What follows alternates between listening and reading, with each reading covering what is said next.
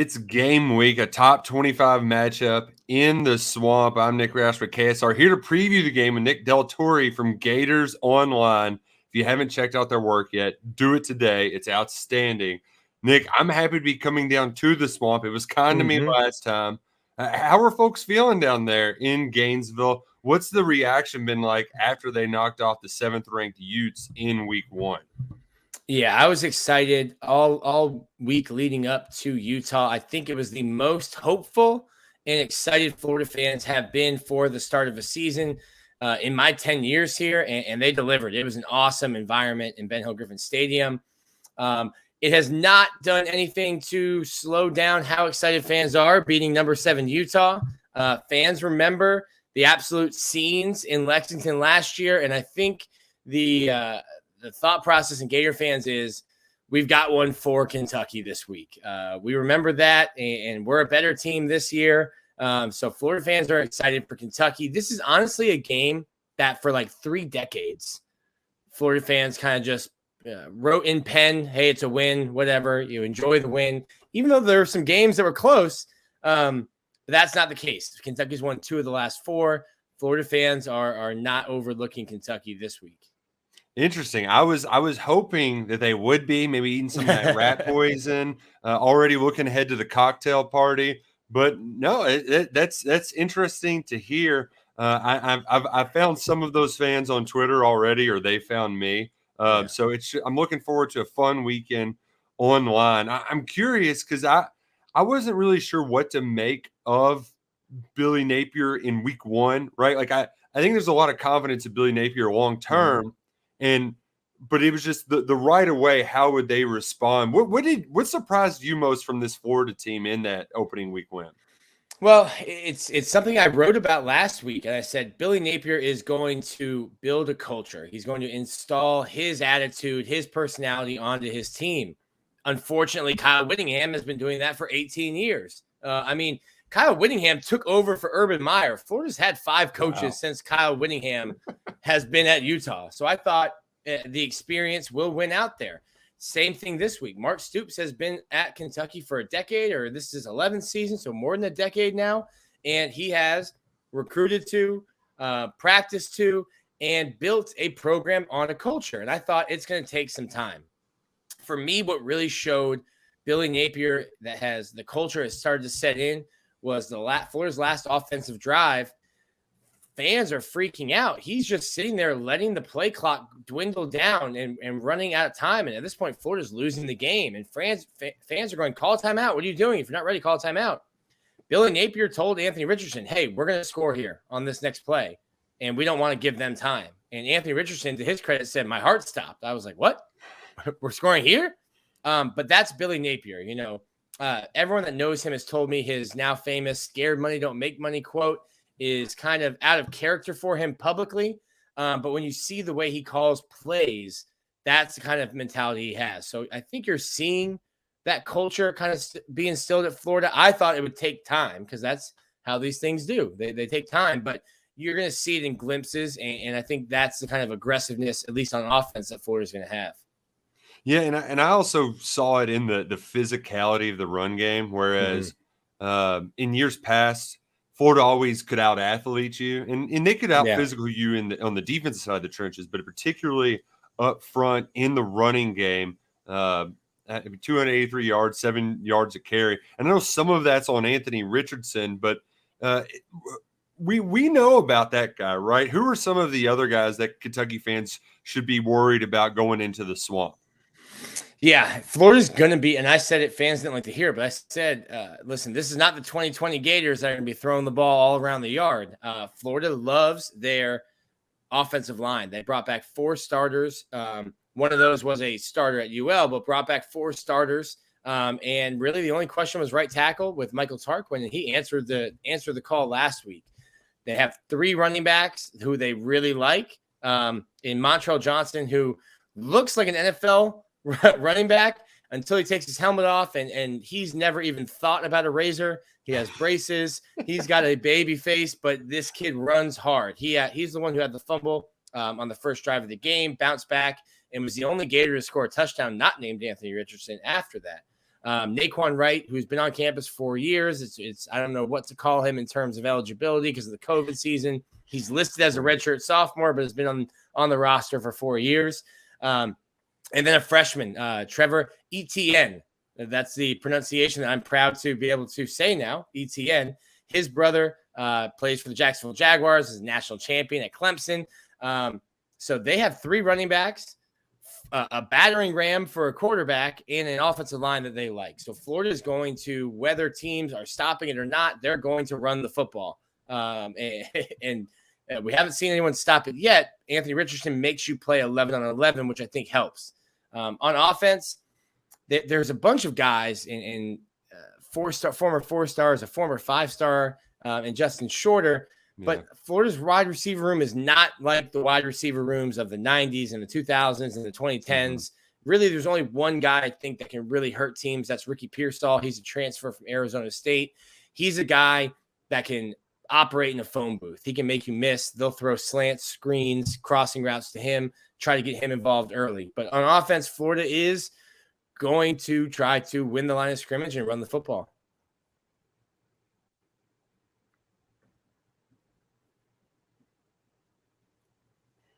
I'm sure I know you've seen Anthony Richardson a little bit more than I have.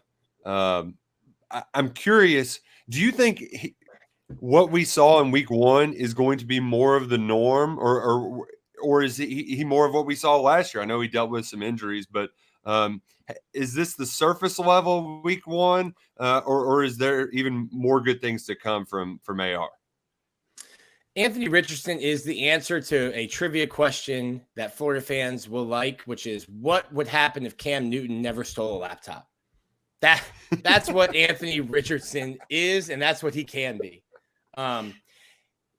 He is, if you gave a 12-year-old an Xbox controller and said, hey, make a player on Madden, they would make Anthony Richardson. You'd be like, that's not what real people are built like. That's not a real thing. He does need to develop as a passer. And a lot of his deficiencies as a passer and thrower of the football are masked because in an instance, he can take off and score from 45 yards out. The issue with him, and you saw it on a couple passes, Ricky Pearsall hauled in one that might have been thrown 8 feet in the air. His issue with passing is his miss is high. And if you miss high, that's when balls get tipped or balls sail and get intercepted. So that's where you'll see some of the interceptions come in. He's developing as a passer. He's definitely better than he was last year, but he's certainly not a finished product there. The problem is, and where the rat poison comes in, is it doesn't matter because he's such an athletic runner, and Florida is going to put him in situations where they can take advantage of that running, and they're not going to lean on, or a team hasn't made them lean on, hey, we've kept him contained, kept him in the pocket. We're going to make Anthony Richardson beat us with his arm. And that'll be interesting to see which defense is the first to do that. Make Anthony Richardson in Florida beat them through the air. We just haven't seen it yet. If Kentucky can do that, I'd be interested to see how developed he is as a passer because he was just okay throwing the ball last week. Yeah, and I think if you're our Brad White trying to cook up a defense, the goal is keep him in the pocket, make him beat you with his arm. I know that's much easier said than done. But, the Wildcats, they got Jordan Wright back to be able to play at 3-4 to try to keep him in that pocket. That's going to be the big story of the game. It's Will Levis versus Anthony Richardson. But what do you ultimately think wins the game for the Gators and what could cost them the game? Yeah, so Florida has 2 glaring deficiencies, and Utah gave you the playbook last week to beat Florida. Florida Dan Mullen didn't leave the cupboard bare, but there aren't enough dishes in the cupboard to host like a 10-person dinner party. There's some nice dishes, and people will be impressed, but you don't have enough for a big party. So there just isn't the depth there. And when Florida started really getting gashed on the ground in Utah, their starting defensive lineman, Gervon Dexter, played 68 snaps at defensive tackle last week. That's a ton. Brenton Cox, there's a video of him kind of like barely walking off the field as the rest of the team is celebrating Amari Burney's interception, and he played like 65 snaps last week. He's just dog tired at the end of the game. It's not that he was selfish and he wanted to make the play to win the game. It's just like he's exhausted. So Florida has trouble running the ball, and Florida's linebackers have trouble in coverage.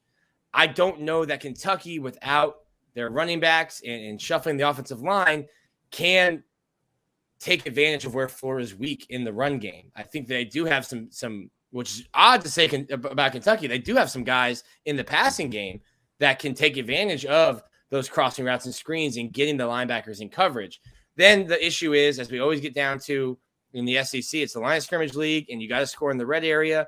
The problem is Florida's deficiencies when you get into the red area. Now there's not enough field to take advantage of those, the linebackers in coverage, and you get to put 9 guys on the line of scrimmage. So now we've got a bunch of guys to stop the interior run, and our linebackers don't have, a bunch of room to be exploited in the passing game. So I think if you look at this matchup, I just don't know that Kentucky is going to be able to do enough to attack Florida's weaknesses. And then I think Florida, because of what I saw last week, might be a really good red zone team. Yeah, and they certainly were on offense as well. And it is kind of weird to think 2 years ago, this is the perfect Kentucky offense to go against that Florida defense. But they've switched things up. They switched up their identity. They got a quarterback who can sling it around, some talented receivers. I think it's going to be a close game. Turnovers are going to play a huge role. Ultimately, what's your prediction for Saturday's game? Yeah, I got roasted by our fans last week because I picked Utah. So shows what I know. This week I'm going with Florida. I've just come to the realization that if Anthony Richardson is on the field, Florida has a chance against anyone, maybe except for in Jacksonville when they play Georgia. I do think it'll be a close game. Billy Napier is 17-3 in one-score games, which is a stark contrast to Dan Mullen, who lost his last 8 one-score games at Florida. So I'm going to go with 31-27 Florida in the Swamp. And if Florida scores over 30, I mean, they're winning that game. I mean, whoever hits 30 first, I think, is going to win this game. I think Kentucky fans hope you're wrong again. I could be. But for fans who are making the trip down there, is there any spots, they need to check out while they're in Gainesville? I'm not a seasoned vet of the Gainesville scenery. But I have seen a Kentucky win down there. Not too many people can say that. Yeah. A couple breweries that I really like: First Magnitude and Swamp Head Brewery. If you're coming down from Kentucky, I told Nick this: Moho Hogtown Barbecue has an extensive bourbon and whiskey list to check out. That's downtown area, and there's some nice restaurants there as well. And it's been really cool. It's a sold-out stadium. Don't go to the bathroom between the third and fourth quarter. Yes. Enjoy the Tom Petty tribute. It's cool. 5 years running. It's 5 years running now, and it just gets better when it's at night and you got the flashlights going. So it's a cool environment, and it'll be interesting to see what the crowd looks like, because I don't think Kentucky sold as many tickets for Utah as Utah did, which makes sense. That's a once in a lifetime trip for a Utah fan. When are they going to come back? So it might be even more Florida fans than the 6,000 or 7,000 Kentucky fans that were in the stadium last week. Yeah, and that student section is right behind the UK bench. It's going to be rocking. Luckily, it won't be 1,000 degrees in the middle of the afternoon. It'll cool down for at night, but I'm with you. I saw the Tom Petty tribute last time. It's one of the coolest things in college football. So it should be a great game. It should be a great atmosphere. Nick, it's been a joy having you on. Thanks for helping us preview the game, and we'll see you Saturday night down in the Swamp.